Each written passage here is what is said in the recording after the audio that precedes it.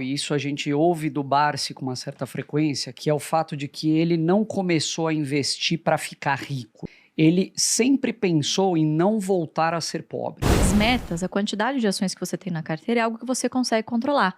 O preço das ações, não. Então, a gente se preocupa com aquilo que nós podemos controlar, né? Que é as suas emoções, o seu comportamento.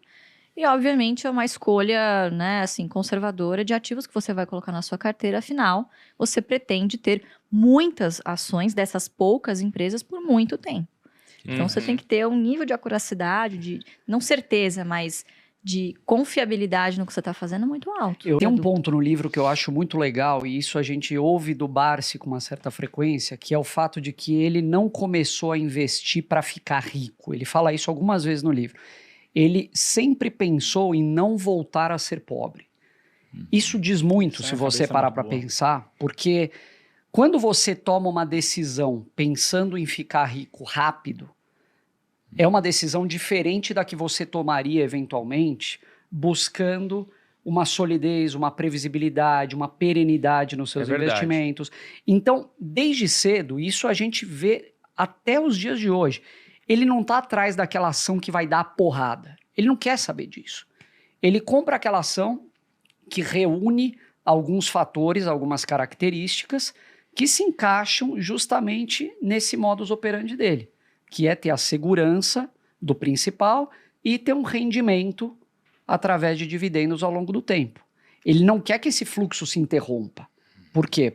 E é curioso, né? A gente fala do Barsi, o Barsi hoje com 83 anos continua investindo para o longo prazo. Sempre que a gente fala de investimento, a gente está pensando assim, bom, eu vou comprar esse ativo aqui por 10, com a possibilidade de vender ele futuramente por 20 ou dele me gerar uma renda X que venha me prover do jeito que eu preciso. Quem pensa em investimento com a cabeça talvez do Barsi, do Lehman, do Munger, eles pensam muito em não perder, o que é muito diferente. Então, ele vai entrar num investimento onde ele tem uma margem de segurança muito boa e pode ser que leve 2 meses para rentabilizar, pode ser que leve 2 anos ou mais. Ou 10, como na Unipar. Mas ele não quer perder, ele tem aversão à perda. Exatamente, mas você sabe que a sorte também é um grande componente disso. Mas é claro, ele está há 54 anos no mercado. Ele nunca saiu do mercado em 54 anos. A sorte vai encontrá-lo várias vezes. É diferente das pessoas que tentam encontrar a sorte de vez em quando. Quero estar na bolsa agora e acertar o time. Não é. Então, a consistência, ela tem a sorte também como aliada, né? E falando dessa forma, a gente acha que é só o tempo, a consistência, o tempo. Mas e aqueles momentos que você vai ter que remar contra a maré? Você vai completamente contrário à manada. Podemos dar um exemplo agora. Exatamente. Ninguém quer ouvir falar de ações no momento que a gente está gravando aqui. O que o Barsi está fazendo? Está lá agora na corretora comprando. Uma lição fundamental é de que o Barsi tem 53, 54 anos de mercado. Ele já viu de tudo um pouco, mas ele não sabe tudo ainda. Ele continua aprendendo. Você tem que ser tão multidisciplinar que é difícil você focar em alguns hard skills que são muito importantes para você ser investidor. A gente pode dividir em dois grandes blocos de ensinamentos. Primeiro, os ensinamentos comportamentais. Então, são nítidos alguns comportamentos. É o PDP. Prioridade, disciplina e paciência. Poderia ser foco, mas aí seria FDP, não ficaria muito legal o acrônimo. E você tem um outro conjunto de princípios que são mais técnicos, quando você vai buscar os tipos de empresa que você vai investir, que a gente tem o acrônimo BEST.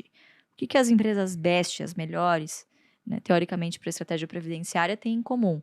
São empresas cujas atividades são perenes, cuja capacidade de repasse inflacionário é altíssima, né?